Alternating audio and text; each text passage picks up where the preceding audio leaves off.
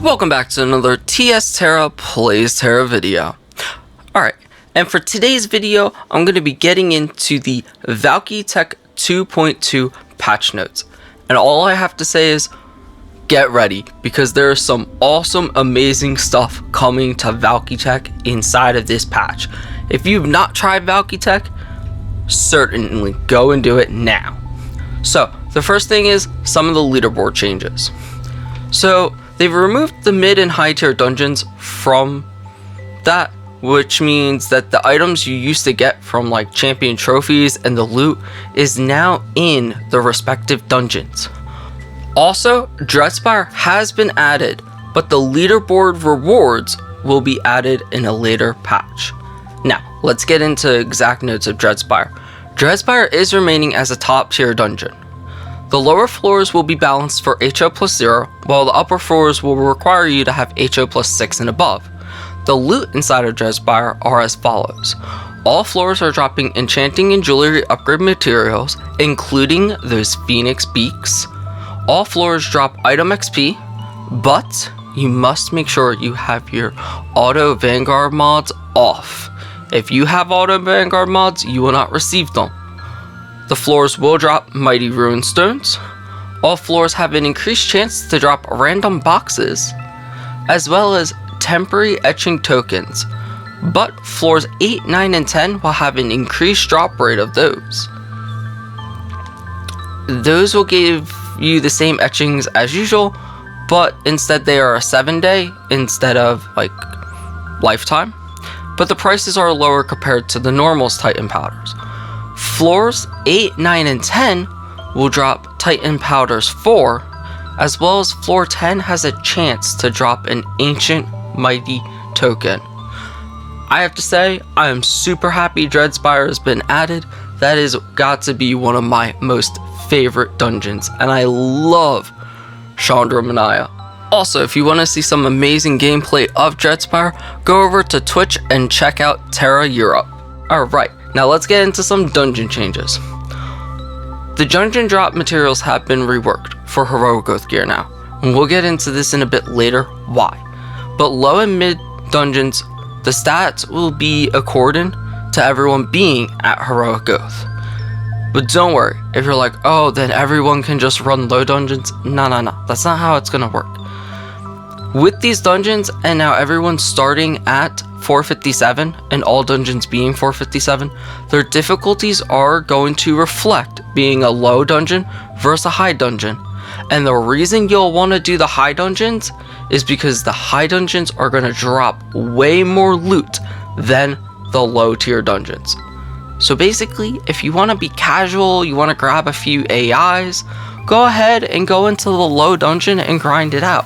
But if you want the most for your grind session, grab a few friends and hit those high dungeons and just burn them down to get the most loot that you can.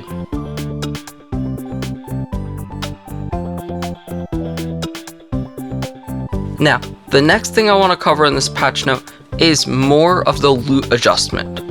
Do know Bahar, RMHM, and AAHM will now be dropping pets. They'll also be dropping visual effect items, including FA. FA will also drop visual effect items that will last for 30 days. Now, let's get into the gear changes.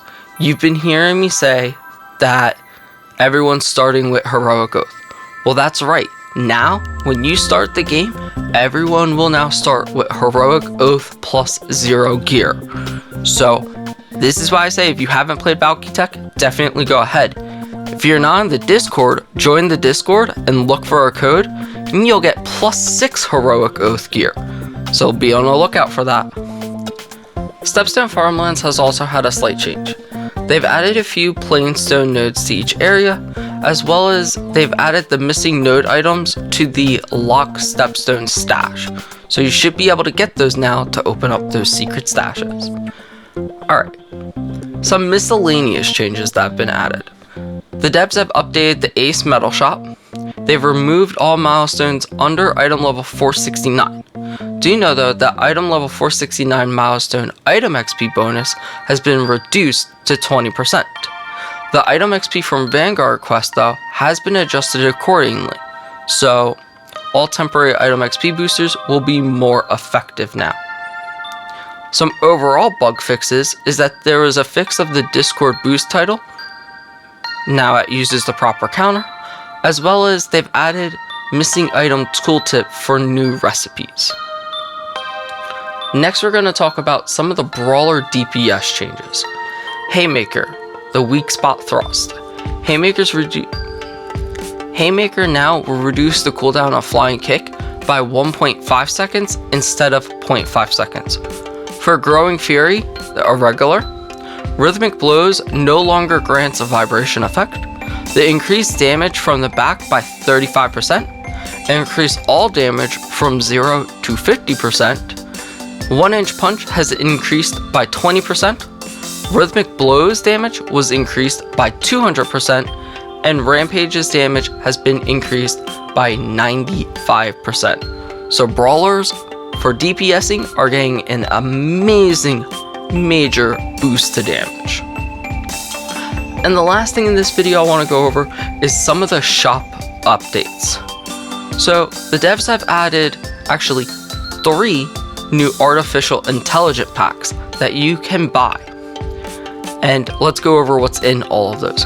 For the Artificial Intelligent 1 pack, you can get a new costume, Divine Sentinel, a Lucky Box, Mythic Akai Karara, a voucher for Valky's Dream Skin Stones, a 7-day VIP membership along with a 7-day fashion membership, and you get 200 charm books.